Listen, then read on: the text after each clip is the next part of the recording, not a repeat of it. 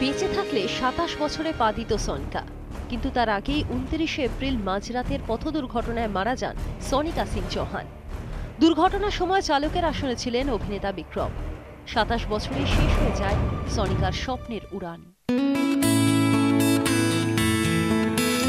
সনিকাকে বাঁচিয়ে রাখতে এদিন থেকেই শুরু হলো সনিকা চৌহান 27 ফাউন্ডেশন। অনুষ্ঠানে সনিকাকে নিয়ে একটি তথ্যচিত্র দেখানো হয়। ওর এক্সিস্টেন্সটা আই থিঙ্ক আমাদের সবার মধ্যে আছে আর সব সময় থাকবে। আর এই বার্থডেটা অনেকটাই স্পেশাল, কেন কি ও আমাদেরকে অনেক বড় একটা রিজন, অনেক বড় একটা লার্নিংয়ের সাথে ছেড়ে গেছে, উইচ ইজ সনিকা 27 ফাউন্ডেশন। যেটা আমার সামনে একদম জীবিত। So she will never be a memory, she will always be there with me.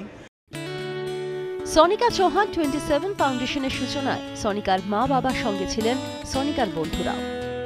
মূলত দুস্থদের সাহায্য করবে এই ফাউন্ডেশন।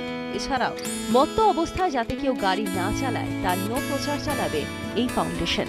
এই ফাউন্ডেশনের মাধ্যমেই সনিকাকে বাঁচিয়ে রাখতে চান সনিকার পরিজনরা। Bureau report, ETV news Bangla.